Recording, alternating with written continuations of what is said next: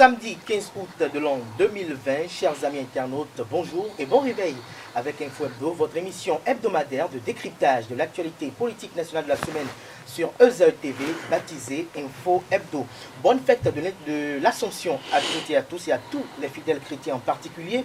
Cette semaine, deux grandes actualités ont fait la une des journaux et ont fait couler beaucoup d'encre et de salive. Il s'agit de l'élection d'un nouvel exécutif municipal pour la ville de Parakou et la ferveur de la présidentielle de 2021 avec en ligne de mire les appels de jeunes et de femmes qui exigent la candidature de Patrice Talon d'une part et d'autre part ceux qui exigent la candidature du professeur Joël Frédéric Aïvon. Et pour un débat équilibré, je reçois pour vous, chers amis internautes, Vincent Folly. Il est éditorialiste, directeur de publication du quotidien La Nouvelle Tribune. Il sera face à Agapite Napoléon Maforican, analyste politique, chroniqueur politique, consultant médias communication et également le directeur général de E-Télé. Sans plus tarder, on les retrouve pour le décryptage.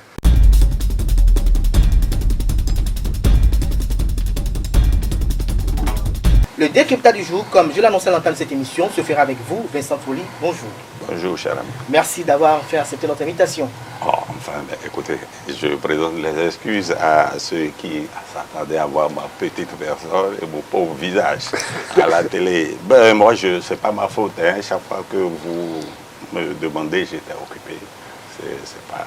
Mais aujourd'hui, je suis libre. Merci pour la disponibilité malgré votre agenda. Agapite Napoléon Maforican, bonjour également et merci également pour la disponibilité. Bonjour Kader, tout un plaisir d'échanger avec mon vieil ami Vincent Folly. Alors Vincent Folly, vous êtes éditorialiste, vous avez suivi de très près, tout comme tout professionnel des médias, l'élection de nouvel exécutif municipal dans la ville de Parakou. Dites-nous quelle interprétation faites-vous des différents faits qui ont concouru à cette élection?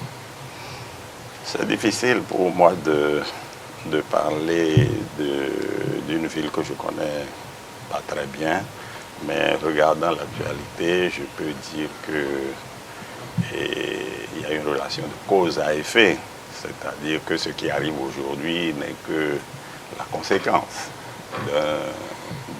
d'un système qu'on a planifié. Est-ce qu'il fallait modifier la loi en pleine exécution de la loi?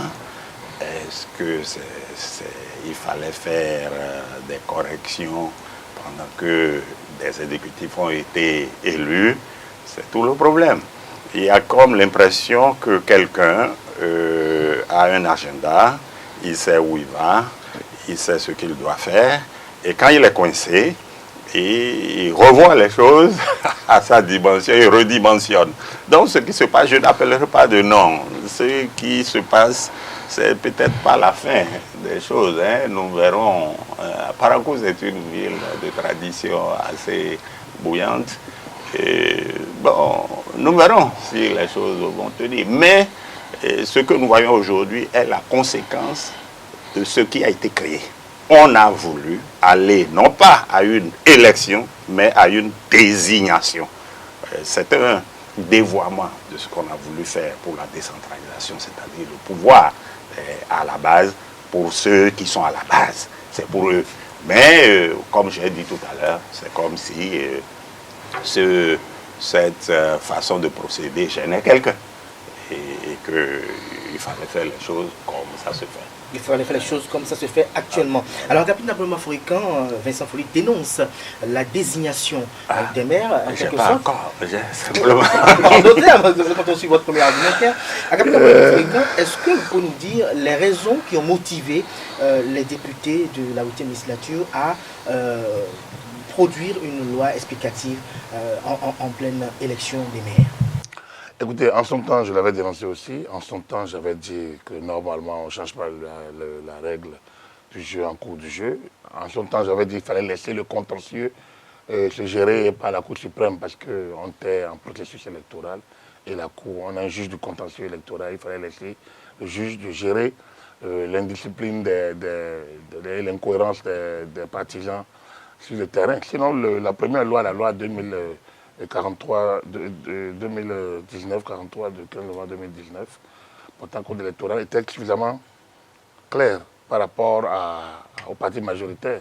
Le maire est désigné par le parti majoritaire. Donc, logiquement, c'est le parti qui a la majorité absolue qui donne le maire. Après, la loi n'a pu aller plus loin. Mais un système contentieux géré par la Cour suprême aurait pu. Maintenant, les députés, c'est eux qui donnent, ils sont titulaires des prérogatives. Le juge n'écrit pas la loi, le juge dit la loi.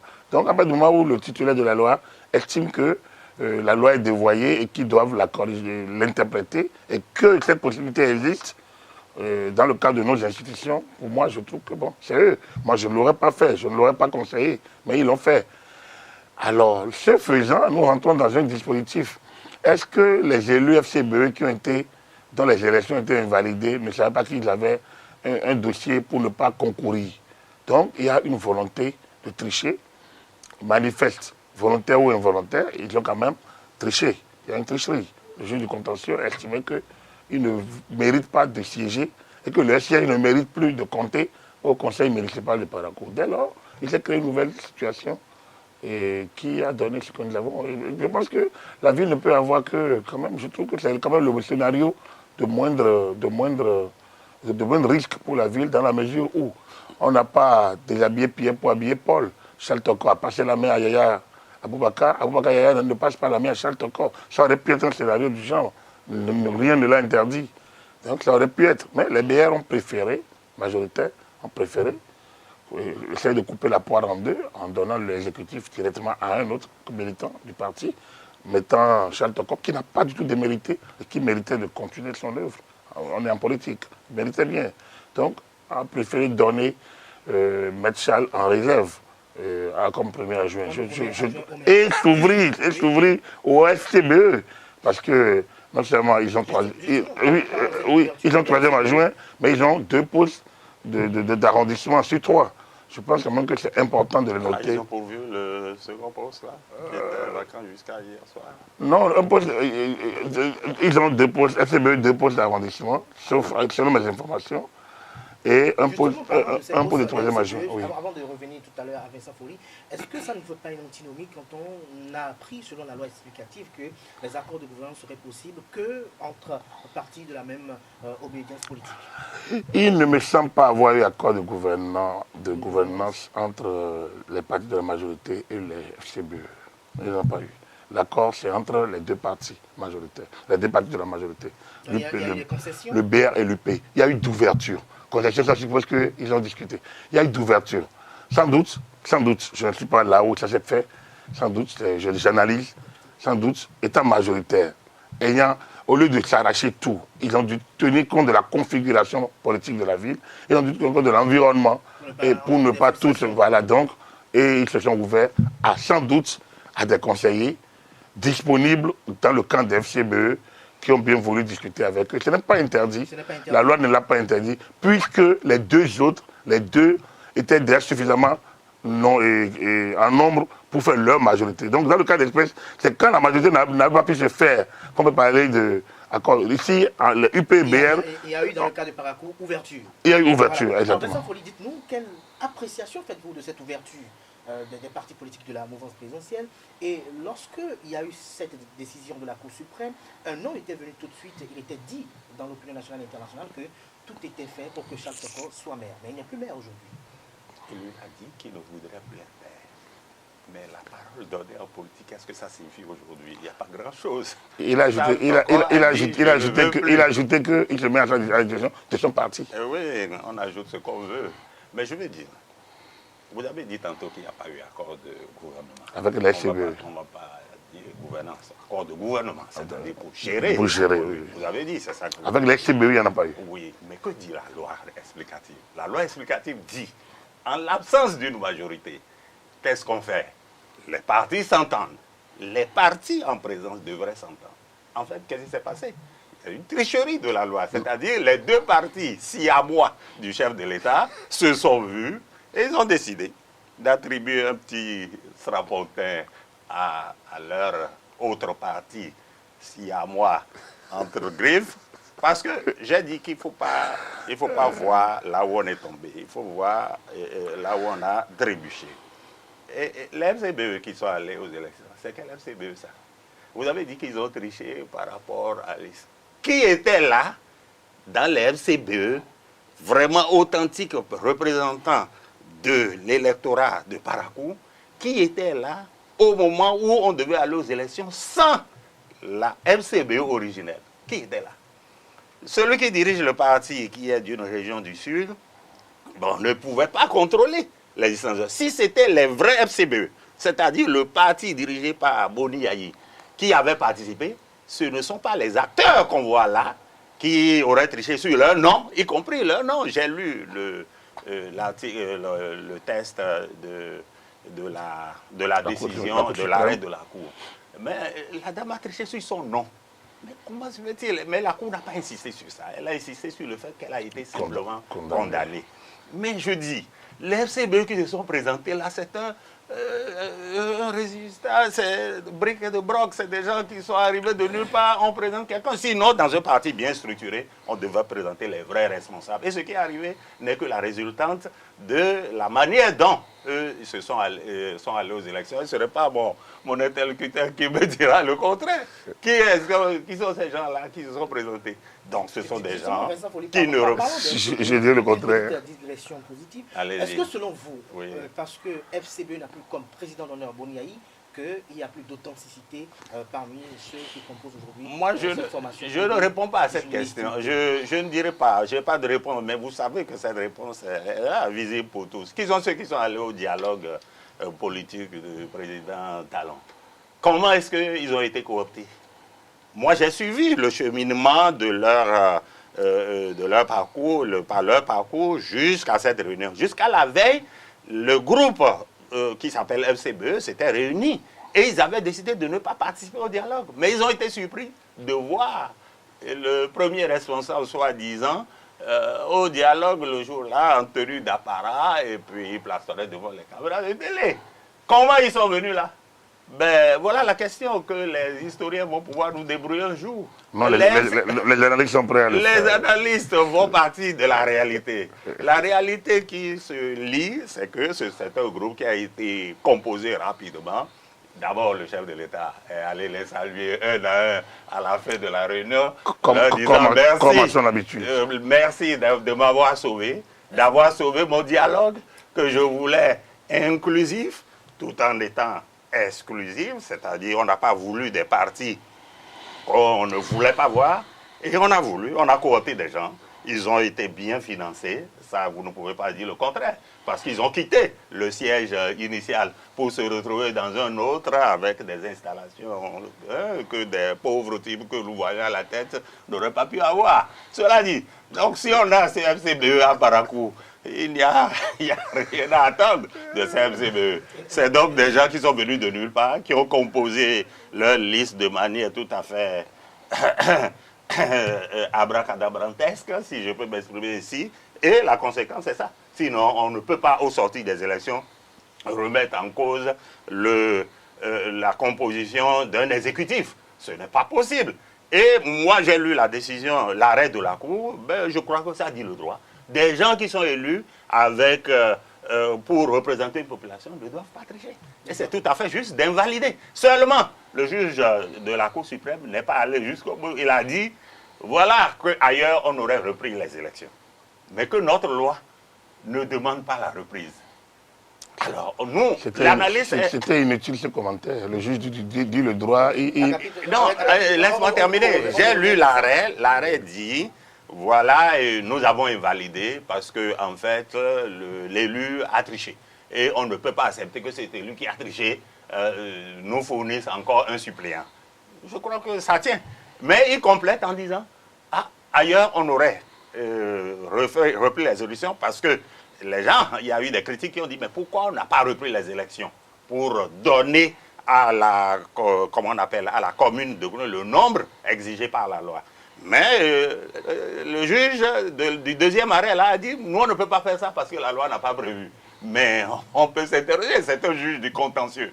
Et pour faire un bon contentieux, il aurait pu dire, on ramasse tout le monde et on fait une élection au niveau de l'arrondissement pour choisir d'autres personnes. Comme ça, le conseil exécutif local sera bien équilibré. Mais on a voulu servir, j'ai l'impression qu'on a voulu rendre service Je ne sais pas, c'est un commentaire.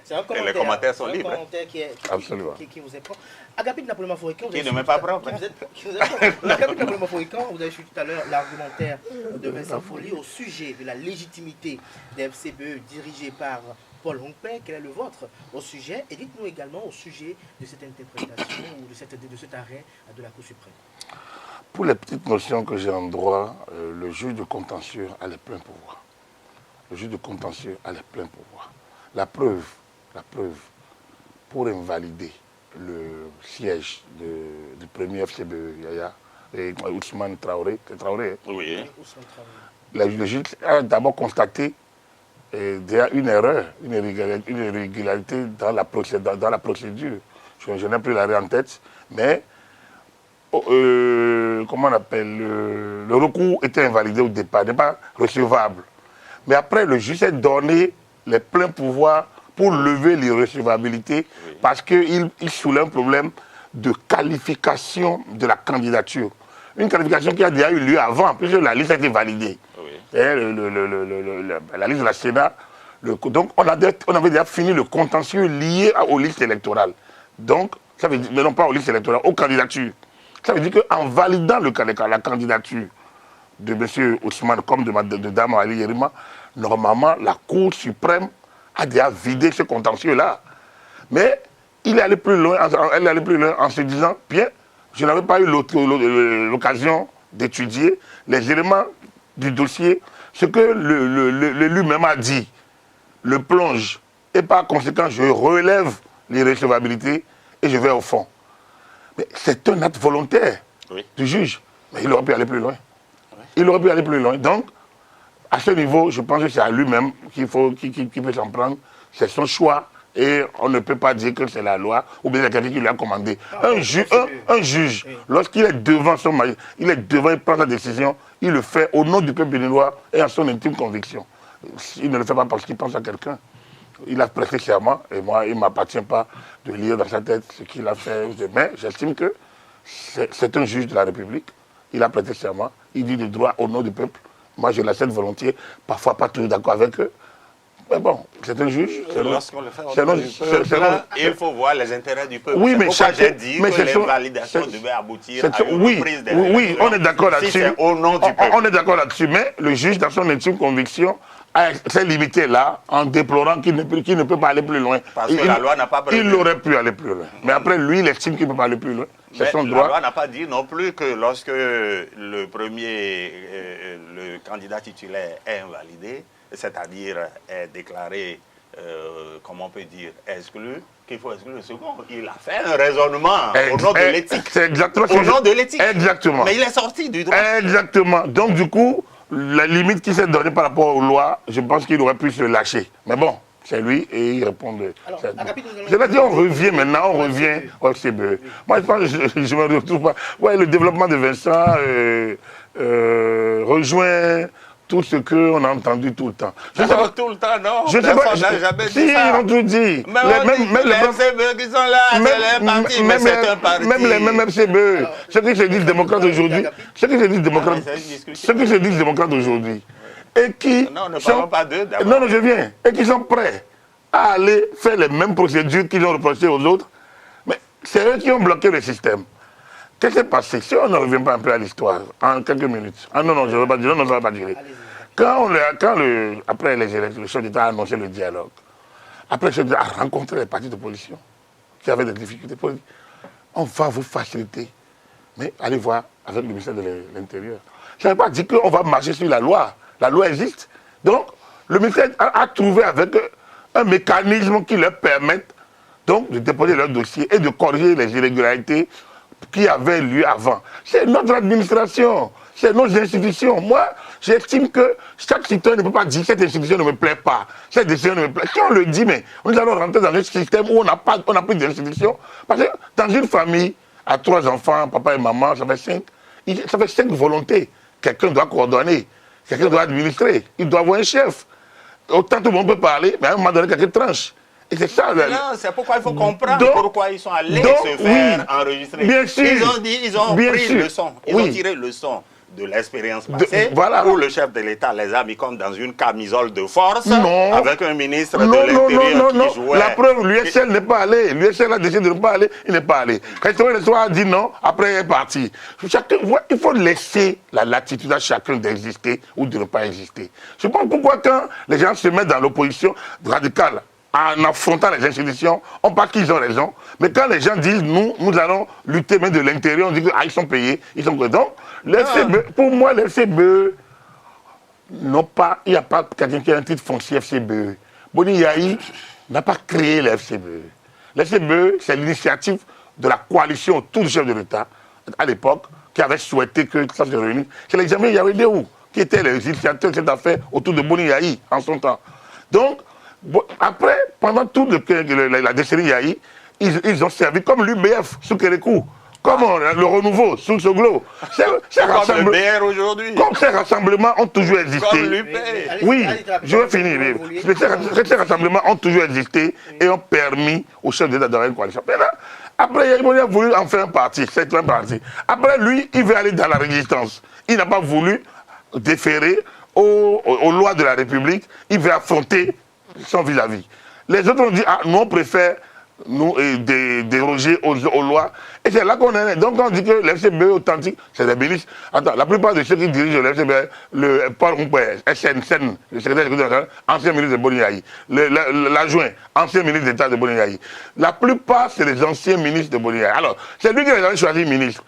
Comment se fait-il? Il était ces partisans. Il était si mauvais quand il les choisissait. Donc, pour moi, ils sont représentatifs. Ce qui s'est passé à Parakou, c'est simplement que beaucoup avaient l'habitude de passer les mailles, mais il s'est fait que cette fois-ci, le contentieux est allé un peu plus loin. Merci à vous. Je ne voudrais pas que ce débat sur l'FCBE qu'on fragilise. Je me distance de cette logique qui fait que l'FCBE, parce qu'ils se sont mis dans la légalité, sont la troisième force du Parti Talon. Donc, restaurer l'espoir, c'est la quatrième force, et DUD, c'est la cinquième force, et finalement, il n'y a plus de force d'opposition. Donc, les démocrates, bientôt, seront une autre force de Boni Yahi. On peut désormais penser développement et que finit les tumultes politiciens. Quel développement? Le développement de la ville de Parakou. Quel développement? Vous avez vu comment la loi a été refaite pour créer des agences, pour encadrer les communes à la base? Est-ce que c'est normal que nous ayons choisi de décentraliser et qu'on puisse après revenir à un système de jacobinisme, qui ne dit pas son nom, où c'est une agence créée par l'État qui est chargée d'assurer, de créer les marchés, ce qui n'est pas normal. On est dans un régime... Est-ce que cette ambition de créer une agence n'est pas tributaire de cette volonté de vouloir un tant soit peu réguler un peu le secteur? Non, de tout contrôler. C'est le signe que celui qui est au pouvoir veut contrôler tout. Il contrôle les institutions de contre-pouvoir, la Cour constitutionnelle, tout le monde le sait, le Parlement, tout le monde le sait, la justice, et il veut contrôler jusqu'aux communes. Il va s'arrêter où? Il va s'arrêter où? C'est ça que nous autres, en tout cas éditorialistes, démocrates, libres penseurs, nous on dit qu'il faut laisser le pays se gérer par les populations. Est-ce que vous avez vu, pendant les 4 ans que le chef de l'État est à la tête du pays, 5 ans bientôt, il n'est jamais allé dans un village. Il n'est pas allé à Tori le jour où il y a eu des intoxications alimentaires, où 40 personnes sont mortes. Il n'est pas allé. C'était déjà un signal. Il n'est jamais allé dans la population que pour régler des problèmes ponctuels. Il allait une fois à Parakou pour présenter le maire Charles Toko qui venait de faire le hold-up que nous connaissons. Et il est allé après à Bomé s'entendre avec les fils, mais la réunion a eu lieu dans un centre d'hôtel. Ce n'est jamais la population. On dirait que nous avons un chef d'État qui a peur d'affronter les populations. Lui, il règle ses problèmes au sommet avec ceux qu'il appelle les grands électeurs. Les populations sont laissées pour compte. Dites-moi que vous pensez le contraire. On n'est pas toujours d'accord. Pour finir avec ce sujet, vous avez suivi l'argumentaire de Vincent Foulé au sujet. Est-ce que cette position, cette posture du président Patrice Talon de ne pas se rendre, est-ce que ce n'est pas dans une dynamique de vouloir ne pas verser dans le populisme par hasard? Non, d'abord, on a reproché à Yahi de se promener énormément. Alors donc, on reprochait... Je ne suis pas conseiller à la présidence, je ne lis pas dans la tête du président. Non, c'est pour vous dire quoi. Moi, je constate, je suis un analyste. On a reproché à Soglo de se promener. On a reproché à Kérékou qu'il ne sort pas du tout. Et Kérékou dit, mais moi, de mon bureau, j'ai une vue sur tout ce qui se passe dans le pays. Je lis les fiches et j'écoute, j'ai mis les gens sur le terrain. Il l'a rencontré, j'étais président du bureau de l'Union des journalistes d'après privé du Bénin. Il l'a rencontré le jour de juillet 2002. On a fait près de 2 heures. Il a dit ça. De mon bureau, il sait ce qui se passe dans le pays. L'essentiel, c'est de le gérer. C'est ce que Kérékou nous disait en 2002. Je pense que Patrick Talon gère le pays. Il le gère très bien. Il le gère d'autant plus bien que ça perturbe les intérêts de ceux qui sont déjà habitués à un système de compromission, de paresse, de corruption généralisée, de désordre organisé, de laxisme. Donc, c'est ça qui perturbe le système de compromission où les gens, ça se négocie la nuit et le jour tout le monde fait pimpin et va tout. C'est ça le problème de notre pays. Donc, on a fini avec ça? On a fini avec ça. En tout cas, il y a beaucoup. Les conseillers du chef de l'État n'auraient pas dit autre chose. Mon ami devait s'inscrire dans leur groupe. Non, je ne suis pas conseiller, mais je suis très bien. J'analyse, je dis, ça a cessé. Et c'est ça qui me dérange. Le chef d'État n'a pas besoin. Pourquoi on a les préfets? S'ils doivent aller jouer leur rôle à leur place. L'État, vous voulez parler des agences, mais l'État est un. Vous êtes dans un État unitaire. On n'est pas dans un État fédéral. L'État est un. Après, on n'a pas changé les lois sur la décentralisation. Les maires ont toujours leurs prérogatives. Mais que la loi leur a conféré dans la gestion de tout le dispositif auquel. Seulement, l'État dit, la régulation de l'État dans un système décentralisé ne disparaît jamais. La régulation de l'État est toujours là. Et c'est le préfet qui assure à travers la tutelle administrative. Donc, dans le cas d'espèce, l'État n'a pas dit « je me substitue au maire ». L'État dit « je mets en place des... » Non, jamais. Ils ne l'ont pas dit. Ils mettent en place des structures qui leur permettent de faire une meilleure régulation. Les maires vont continuer. Est-ce qu'on peut ne pas être d'accord avec cette vision des choses? Est-ce qu'il y a eu des discussions qui ont amené à cette... non, dans sa régulation, l'État n'a pas à discuter. Mais voilà le problème que nous avons avec Talon. Non, mais Talon est élu pour... Il pense pour nous. Il décide tout pour nous. On n'est pas dans un régime...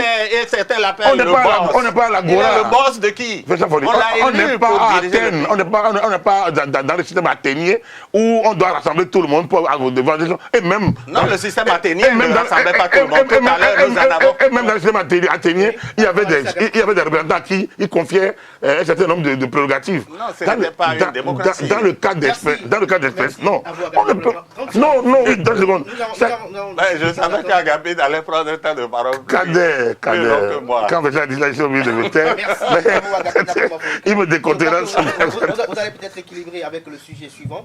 Vincent Folly, depuis bientôt 2 mois, il ne se passe pas de semaine, de jours, où nous ne voyons pas de mouvements de jeunes, de femmes appelés à la candidature de Patrice Talon. D'autres exigent même cette candidature et disent que s'il n'est pas candidat, ils iront même apporter plainte contre sa personne. Et donc, pour eux, le mandat unique n'est plus d'actualité étant donné que la classe politique, à travers la 7e législature, a refuté cette réforme.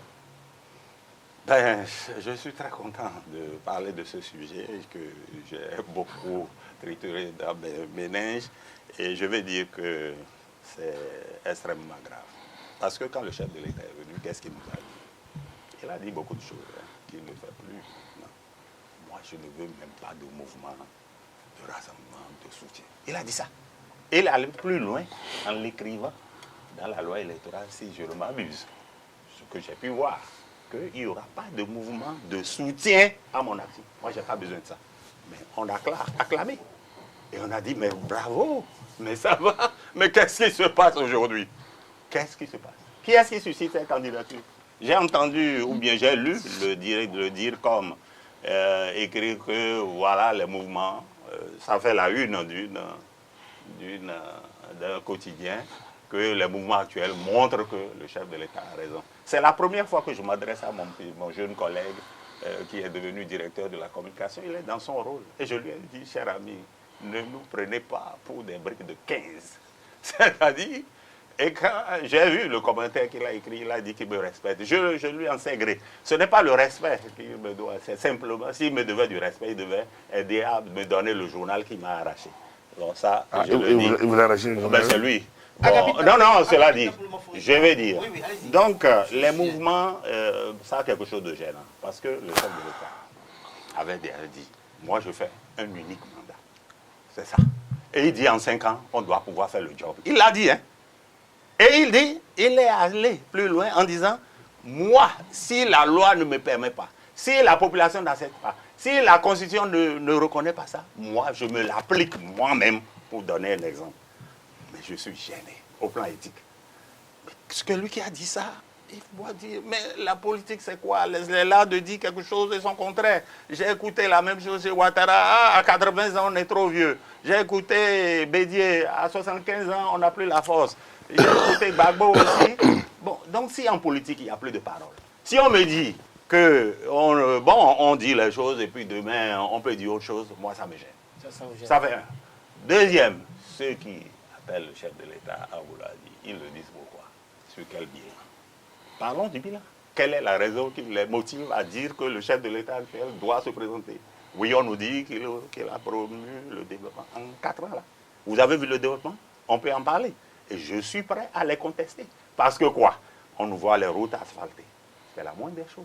S'il n'y avait pas les grandes artères construites par les régimes précédents, les grandes voies, on n'aurait pas les voies secondaires qu'il est en train d'asphalter. Encore que le choix des voies pose problème. Mais nous pouvons parler de ça. De toutes les façons, c'est le rôle d'un État régalien, de quelqu'un qui dirige le pays, de construire des hôpitaux, de construire des écoles. Est-ce que c'est ça le développement? En 4 ans, combien de gens n'ont pas manqué, ont perdu leur emploi? En 4 ans, qu'est-ce qu'est devenue notre liberté? Moi, je souffre dans ma chair, je suis un écorché vif. Et si je devais parler, je devais dire des choses de manière passionnée, mais je veux rester sur le plan de la nation parce que moi, je ne suis rien d'autre qu'un membre de la nation. Donc, si on me prend le journal alors que j'ai gagné un procès, bon, tant pis. Mais je poursuis la procédure. Et on verra. La procédure. Oui, cher ami. C'est pour dire. En troisième lieu. Oui. Oui. Que ceux qui appellent à voter pour le chef de l'État se trompent.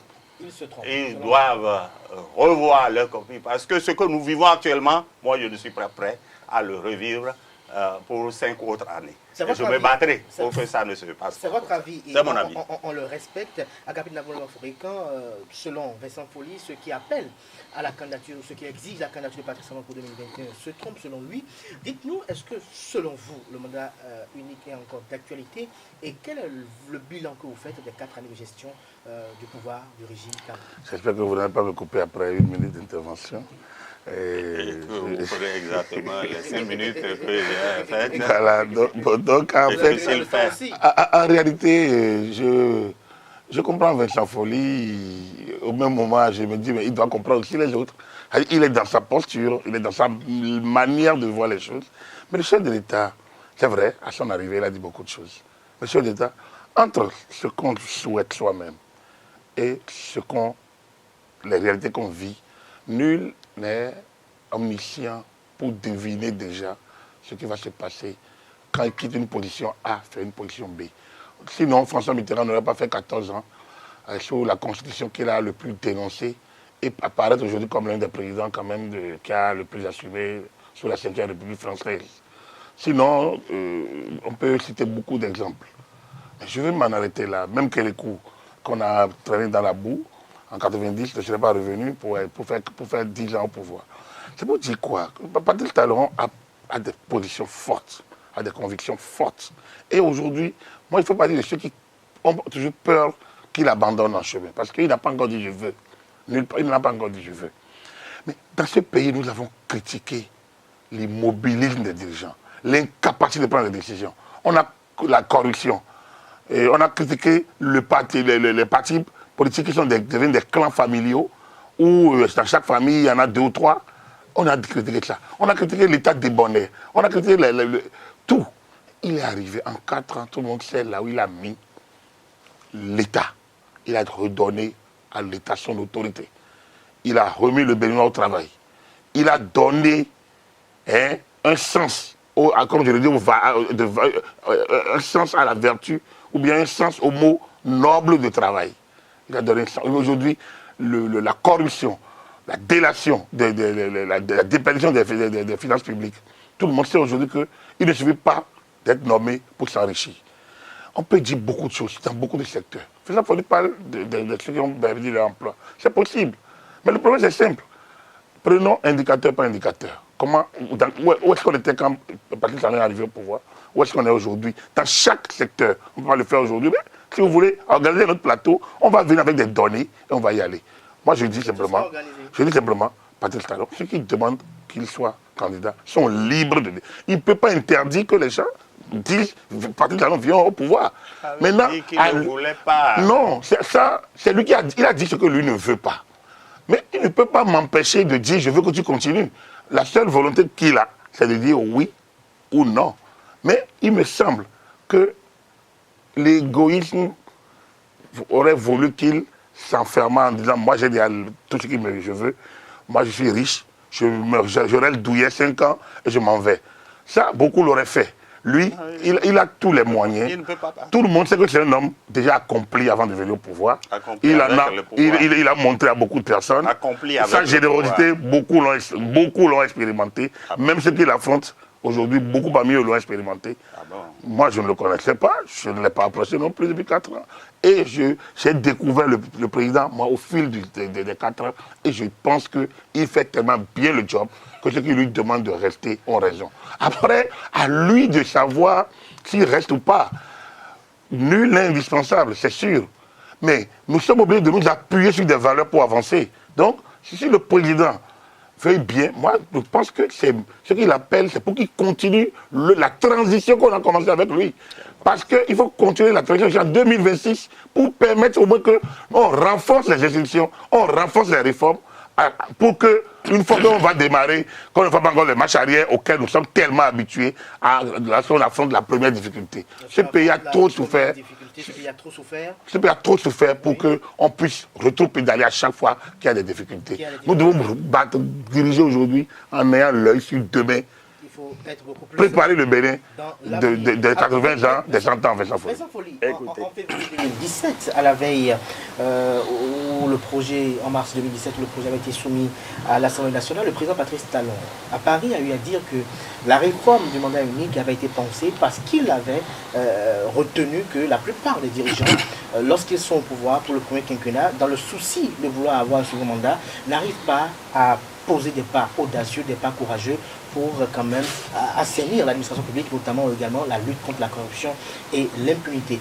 Est-ce que, selon vous aujourd'hui, est-ce que cette audace qu'il avait prônée, est-ce que ce courage qu'il avait tout le temps dit, est-ce que cela se transcrit dans les actes qu'il pose depuis avril 2017? Pas du tout. Je ne le dis pas comme opposant, je parle des faits. C'est difficile de faire un débat qui parle des suscitations de candidatures et de parler du bilan. On est obligé de parler du bilan parce que qu'est-ce qui pousse les gens? C'est le bilan qu'ils appellent à la candidature. Quel est le bilan que ces messieurs qui appellent à sa candidature? Donc vous estimez qu'ils n'ont pas le niveau d'analyse pour demander au chef de l'État? Non, ils ont le niveau d'analyse de ce qu'ils reçoivent dans leur ventre. Et permettez à ceux qui ne reçoivent rien d'avoir une autre lecture. Pourquoi vous les jugez? Mais je dois les juger, s'il vous plaît. Ne m'arrêtez pas. Non, c'est fini, je vous laisse. Je veux dire, oui. C'est le débat sur le bilan de Talon à la tête du pays. Est-ce qu'il vaut? Est-ce que ça vaut la peine de le reconduire? On doit pouvoir le faire, oui. On le fera au gré des opinions, du prisme que des gens ont choisi. Mais on doit pouvoir le faire. Mais remarquez que dans notre pays, il n'y a plus de débat. À part vos antennes où on peut encore, et il vient de m'inviter sur son antenne, je ne savais pas que je pouvais. Vous pouvez. Vous voyez que ceux qui appellent à la candidature du chef de l'État, c'est ceux-là qu'on montre sur les télés officielles, y compris les télés satellites. Mais est-ce que vous avez vu une télé autre que celle que nous voyons, qui appartient à l'État, ou sont dans le giron? Est-ce que vous voyez ces médias présenter les candidatures de dos? C'est sur les réseaux sociaux que nous voyons l'autre candidat dont nous avons certainement parlé tout à l'heure. Cela dit, moi je n'avais aucun doute sur la candidature du chef de l'État en 2020. Aucun doute. J'étais de ceux qui, comme le président Yaya Jammeh, pensaient que bon, il vient d'arriver. Il va apprendre. Il l'a dit, le président Jammeh, qui est aujourd'hui en Guinée équatoriale. Il avait raison. Il avait raison. Il ne fallait pas parler trop tôt. Mais il est allé trop loin en disant, si on ne l'applique pas, je le ferai pour moi-même. Et beaucoup de gens l'ont cru sur parole. Mais moi pas. Moi pas. Parce que la manière dont il a géré le pays pendant les 4 ans, si vous ne regardez pas pourquoi les Adjavons sont sortis, si vous ne voyez pas pourquoi il y a un procès contre Lionel Zissou, si vous ne voyez pas pourquoi Koutié est dehors, si vous ne voyez pas pourquoi les partis politiques ont été exclus des législatives, S'il y avait eu les partis politiques, une ouverture aux législatives, je ne crois pas qu'on aurait l'Assemblée dirigée par un certain Vlavonou, Béounou. On n'aurait pas eu, hein. Ce serait un autre parlement. C'est un parlementaire, il est parlementaire depuis 5 ans. Oui, enfin, depuis 4 législatures. S'il y avait eu, s'il te plaît, je fais mon raisonnement. Ah oui, parce que c'est comme si vous le minimisez, quoi. Non, je ne le minimise pas, c'est un ami. Je sais que c'est votre ami. Non, il n'est pas parce que... Bon, de toutes les façons, on a des amis. Bah, oui. Non, enfin, c'est pour dire que c'est pas votre adversaire, c'est ce que je voulais dire. Je veux dire, oui. en très mots, parce qu'on est pris par le temps et c'est difficile de dire plusieurs choses à la fois quand on a des choses à dire. Donc, moi, je n'avais aucun doute sur la candidature du chef de l'État. Il ne prouve pas les actes. Mais donc, il ne peut pas se présenter. Et le ministre de la Justice, qui est son avocat personnel, et le DIRCOM sont allés quelque part, d'après les journaux, et ils ont dit, bon, le chef de l'État, ils n'ont rien dit de clair, hein, mais ils ont dit que le chef de l'État va décider au moment voulu. Mais tout le monde comprend. Et ceux qui ne savent pas lire dans l'actualité, dans le comportement des gens. Donc, je ne sais pas, il n'y aurait pas les couchés dehors, il n'y aurait pas les Métognons en prison, il n'y aurait pas eu chose, parce que Métognon n'est pas allé en prison pour 2,5 millions. Et la lutte contre la corruption, parlons-en, elle frappe qui? On a entendu un journal évoquer la fuite d'un régisseur de quoi? De la direction des impôts, avec 4 milliards, s'il vous plaît. Il n'y a jamais eu d'enquête. Ah bon? Et quand? S'il vous plaît. Vous répondez? S'il vous plaît. Vous répondez qu'il n'y a pas d'enquête. Il y a eu des enquêtes, certainement, puisque le procureur a classé le dossier pour non-lieu. Comme il avait classé le dossier de PPA2 quand il était procureur de l'autre côté. Le PPA2, dont tout le monde a reconnu qu'il y a eu déperdition des sous de l'État et des sous de la Hollande.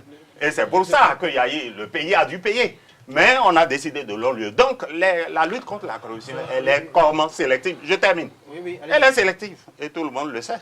On attrape celui qu'on veut. Et maintenant, ce qu'on appelle réforme, chers amis. On dit que le président fait des réformes. Oui, des réformes.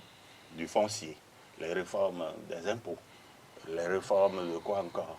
Du système partisan. Du système partisan. Là, c'est le plus gros. Du code électoral. Échec de sa réforme. Je vais vous dire pourquoi. Les réformes que sur le foncier, sur la gestion des biens publics, regardez dans toutes les régions, c'est une recommandation de l'UEMOA. Partout. Combien le font? En Côte d'Ivoire. Ah oh non, ils y sont. Ils y sont. Moi, je regarde, j'ai fait ce pays et je vois comment... Pourtant, nous plafonnons. Non, s'il vous plaît, nous avons... ils font la réforme du système des impôts, c'est presque la même chose qu'on fait ici. Maintenant, la plus grosse réforme qu'on lui attribue, c'est la réforme du système partisan. Il avait dit, voilà, moi je fais cette réforme pour que les partis politiques qui n'ont jamais eu accès à la magistrature suprême puissent avoir des candidats. Il a dit ça. Mais 5 ans après, c'est-à-dire au terme de ça, quel est le parti politique qui a levé le bout du nez à 8 mois des élections pour dire, voici mon candidat? Et tout le monde ne pense qu'à lui. Est-ce qu'il est membre d'un parti? Il y a même un parti qui a poussé la supercherie jusqu'à dire qu'il fait une élection au niveau de son parti. Il se présente contre le candidat qui n'est même pas de son parti. Regardez, cessez de jouer la comédie. Les cadres là doivent pouvoir réfléchir à ce qu'ils font, à ce qu'ils disent, surtout s'ils ont dit autre chose par ailleurs par le passé. Donc, je le dis, la réforme du système partisan, pour clore, la réforme du système partisan a été un échec. La meilleure preuve de cet échec, c'est ce que je viens de vous dire. L'autre meilleure preuve, c'est que, vous les voyez, hein, BR et UP, ils sont quoi? C'est un conglomérat. Comme lui-même, mon ami, mon vis-à-vis l'a dit tantôt. Il dit, l'UBF et l'FCB, c'est quoi? C'était des gens qui se rassemblaient pour dire, nous allons soutenir le candidat. Ce n'était pas Yahi qui a créé le parti, il a raison. Mais donc, lorsque il s'agit de se positionner pour aller aux élections, qu'est-ce qui arrivait? Donc, on ne trouvait pas la place pour mettre tout le monde. Certains se désolidarisaient. Pendant que les FCB était créé, il y avait un autre mouvement qui était créé pour aller aux élections. Et après, on se retrouve dans le même creuset pour soutenir le même gouvernement. Ça a été la même chose à l'UBS. Donc, aujourd'hui, Talon a eu l'intelligence de dire, voilà, au lieu de dire je crée un seul bloc, il dit je crée deux. Et parce que, en fait, c'est deux, hein. Soit on est pour, soit on est contre. Donc, il dit, toi va ici, toi va là-bas. Les gens qui sont au BRUP, ils se sont réunis sur la base de la volonté. Ils ont tenu leur congrès pour dire. Voilà, BR, c'est quoi? Bloc républicain, hein? Nous sommes favorables à quoi? Le congrès constitutif, vous voulez dire. On sait comment ça se fait. Vous m'avez compris? Je veux dire chronométrer M. Folly. Je veux dire chronométrer parce qu'il a tout le temps de. Il a près de 15 minutes pour dérouler. Il a près de 15 minutes pour dérouler. Près de 15 minutes. Demandez à la réalisation. Près de 15 minutes pour dérouler. Il a parlé des réformes, il a parlé du président Patrice Talon, de ses relations avec les partis politiques BR et UP. Alors, je vais quand même demander votre réaction face à son argumentaire. Vous savez, le drame de nos démocraties africaines, c'est qu'à partir du moment où les gens ne vont pas dans le sens que nous voulons, c'est qu'ils font fausse route. Vous savez, il a attaqué, même, il a dit que le parti a poussé la tricherie. Mais un parti, c'est quoi? Jusqu'à demander à Talon d'être candidat. C'est un peu ça. La supercherie. La supercherie. Donc, c'est ce que vous l'avez dit. Mais de quel droit quelqu'un qui n'est pas membre du parti peut aller juger des cadres qui se réunissent de leur propre conviction? Un parti, c'est leur droit. Ils n'ont même pas le droit, selon la loi, de susciter des candidatures. Excusez-moi. La loi n'a jamais interdit, la loi n'a jamais imposé à un parti d'avoir un candidat. La loi laisse la latitude au parti d'animer. La loi n'a jamais, c'est le conseil national du parti, c'est l'une des instances dirigeantes du parti. Et c'est là tout. Vous savez, je pense que les Africains ont adopté le système démocratique qui font des malentendus. Chaque Béninois a de la démocratie sa conception. Et du coup, comment vous voulez que quelqu'un prenne le pouvoir et dirige normalement?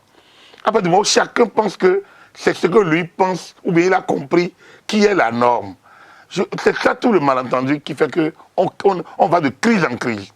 On va de crise en crise. Un parti, avant, quand vous prenez UP, on a PSD, on a Falafia, dedans, on a tous les résidus RB et tout ce que les démembrements, les renés de quel truc, leurs descendants, leurs arrière, leurs petits-fils, on a tout ça dans cette partie-là.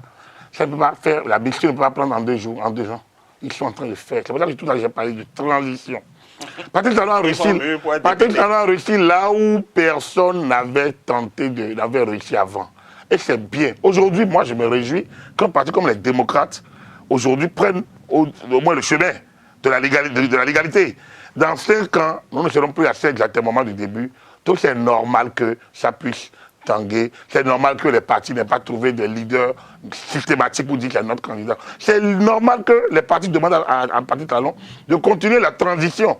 C'est normal, c'est pas qu'ils n'ont pas de cadre. N'a pas encore demandé. Je dis c'est normal qu'il le lui demande. Et c'est souhaité qu'il le lui demande. Pourquoi lui? Parce qu'il a au moins eu le mérite de rendre les rêves réalité. Il a au moins eu le mérite de faire le grand pas. Il a eu le mérite de ne pas tenir compte de sa popularité. Il a le mérite donc d'être prêt, non justement, d'être prêt à ne pas être populaire. Et ce n'est pas donné à tout le monde. Si celui qui l'a précédé était dans cette dynamique, on aurait fait beaucoup d'avancées. Lui au moins, j'étais proche, j'ai regardé faire. Je vois que dès que ça bouge un peu, il fait 2 pas en arrière.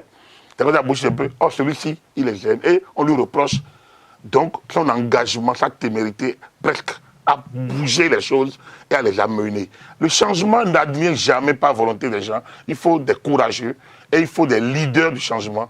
Il faut autour des leaders des coalisés pour pousser. Les autres sont toujours la majorité traîne toujours les pas et rejoint la barque bien après.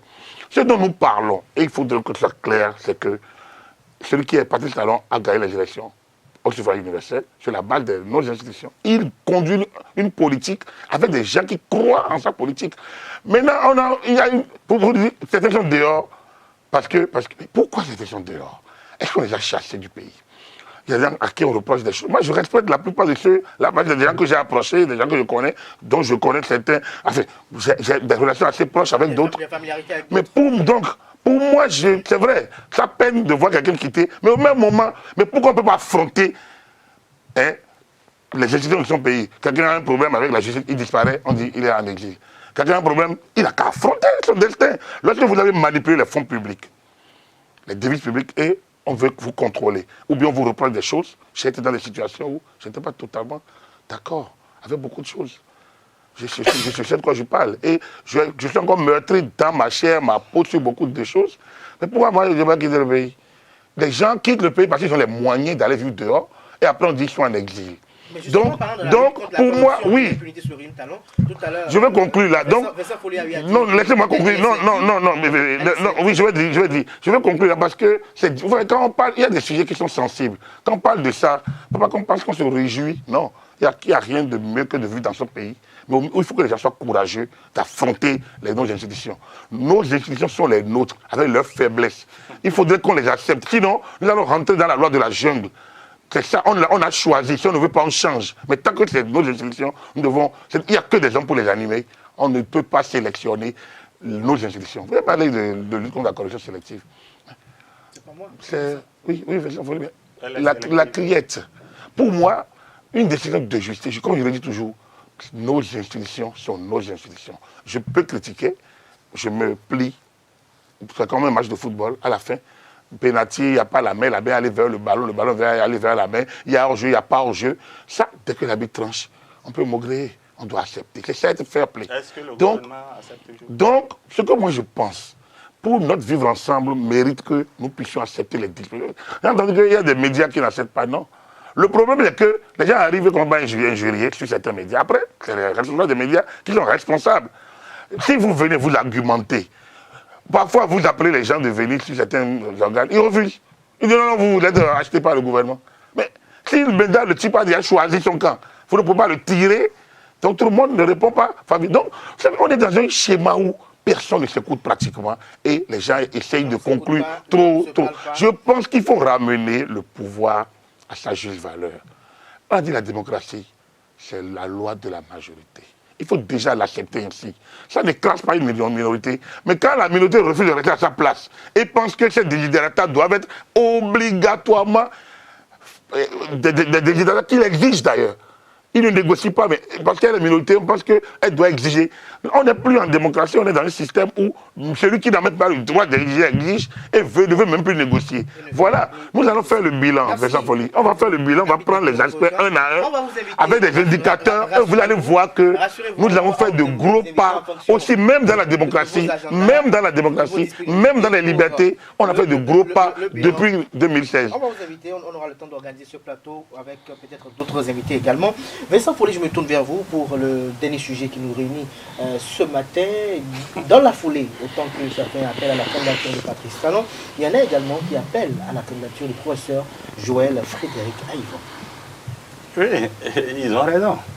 Et parce qu'ils l'ont vu poser des actes, et moi je suis de ceux qui pensent que tout homme, tout citoyen a le droit de concourir. Mais est-ce qu'il a les armes pour le combat auquel on l'appelle? Il se donnera les armes. Tout le monde pense à cette disposition qui dit qu'il faut se laisser parrainer. Je crois que si la loi reste en l'état, le professeur n'a rien à craindre du parrainage. Parce que le parrainage, ce n'est pas une élection. C'est-à-dire, je vote pour vous. Non. Le parrain, c'est dire que votre candidature est recevable. Et tout élu peut lui donner. Comme en France, vous allez voir le Front National coopté par un élu. Il vaut mieux laisser la loi comme ça et laisser le candidat qui veut affronter le suffrage universel. Il a beaucoup de courage. Et moi, je crois qu'à l'étape actuelle du pays, à l'étape actuelle de la situation politique, le professeur Aïvon a raison. Il se lève et il dit que ce qui se passe ne lui plaît pas. Le mode de gestion ne lui convient pas. Et il appelle les gens à aller à lutter pour un autre ordre. Parce que ce n'est pas ce que, contrairement à ce qu'a dit mon vis-à-vis, ce n'est pas ce que la démocratie que nous avons voulu à la conférence nationale qui est en train d'être appliquée avec toutes les institutions à la botte de l'exécutif. Toutes les institutions, je vous dis, y compris le judiciaire. Pourtant, je suis bien placé. Pourtant, c'est la Constitution. Pourtant, c'est la même Constitution. Est-ce qu'il va me laisser parler? Est-ce qu'il me laisse parler? Pourtant, ce n'est pas la même Constitution. Non, du tout. Du tout. Non, je suis bien placé. Il a dit. Je crois qu'on fera le bilan des 4 années. Et nous dirons. Par rapport à Joël Aïvon. Par rapport à Joël Aïvon, il a très raison. Il obtiendra le parrainage. il doit obtenir le parrainage. Qui peut dire que Joël Aïva, oui, moi-même, je me présentais, encore que moi, je ne suis pas politique. Je n'ai jamais voulu m'engager en politique. La politique, c'est pour ceux qui en ont la vocation. Moi, je n'en ai pas. J'ai une vocation qui me porte à faire ce que je fais, à analyser, à proposer et à dire des choses. Ceux qui ont la vocation de vouloir servir le peuple, parce que c'est une vocation qu'il faut avoir. Le propre de l'homme, c'est d'abord de chercher son propre épanouissement. Mais celui qui dit qu'il veut diriger un pays, il prend des responsabilités, il se met à la place de Dieu. Hein. Il dit, je veux m'occuper du grand nombre. Ça, c'est une vocation qu'il faut avoir. Et le chef de l'État qui a dit, dès les premiers mois, la première semaine de son élection, moi, je pense d'abord à moi. Je pense à moi. Il a fait une interview comme ça. C'est très, très grave. Cela dit, et depuis 4 ans, il est au service du pays. Il n'est pas au service du pays. Il est au service de ses intérêts. Parce que si on voulait voir comment il gère, comment les filières sont gérées.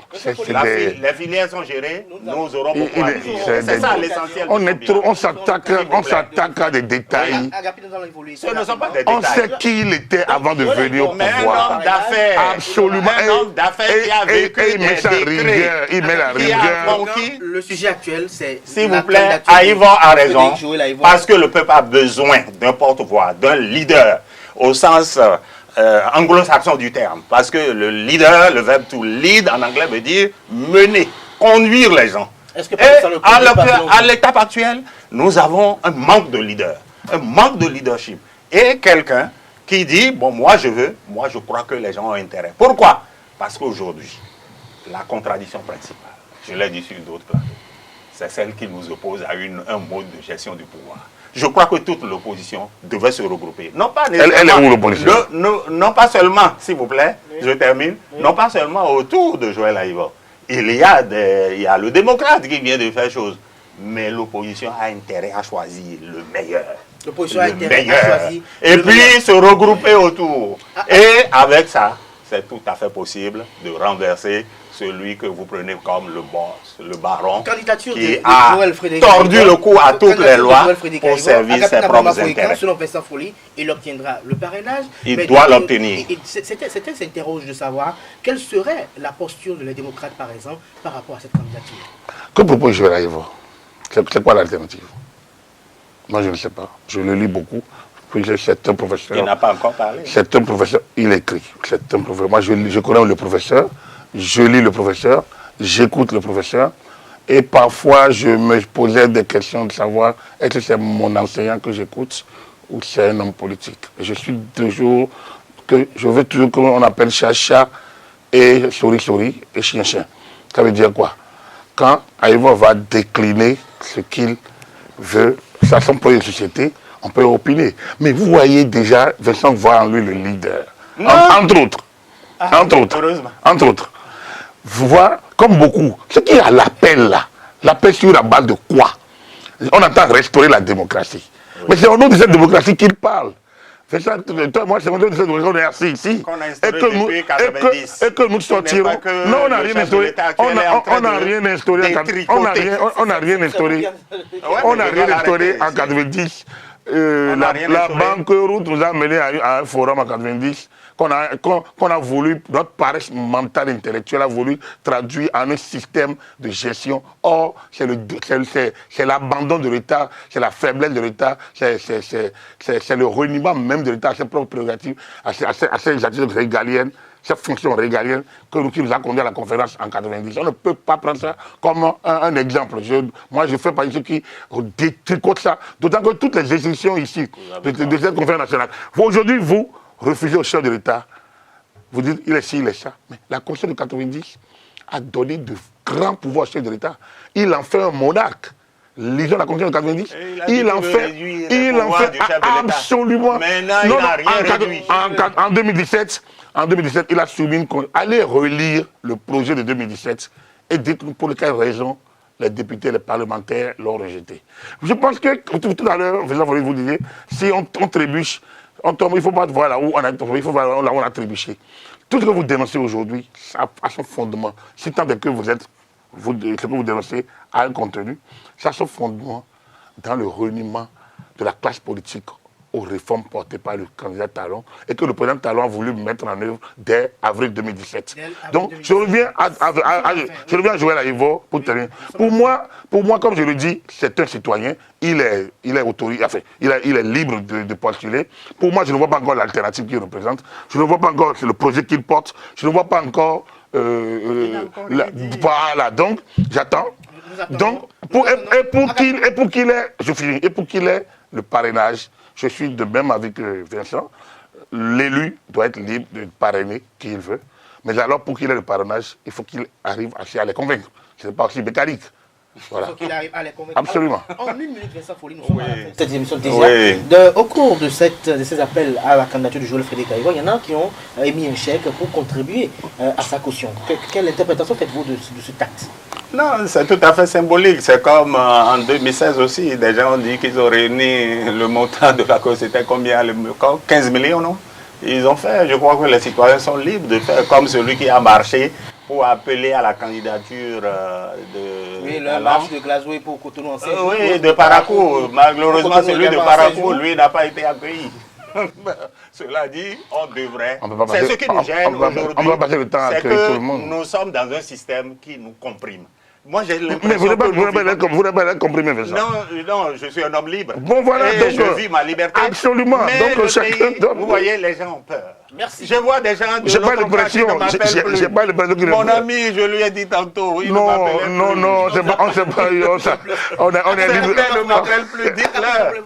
Dites à nos amis de m'appeler. En 1 minute, rigoureusement, dites-nous, Agapit Napoléon Maforican, quelle lecture faites-vous de cette contribution apportée par des jeunes pour contribuer à la caution de Joël Frédéric Aïvo à la présidence? Quelle est l'alternative incarnée par Joël Frédéric Aïvo? Il n'a encore rien dit. Donc, du coup, sur quelle base on suscite la candidature? Voilà moi la question. Donc,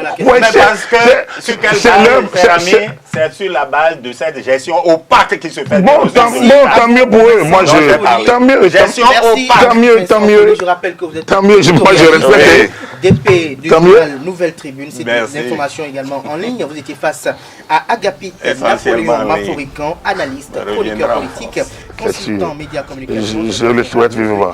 Merci à vous, chers invités, d'avoir accepté notre invitation. Chers amis internautes, on se retrouve samedi prochain avec le même plaisir, peut-être avec les mêmes invités ou même avec d'autres. Portez-vous bien et excellent week-end en compagnie du programme sur EZTV.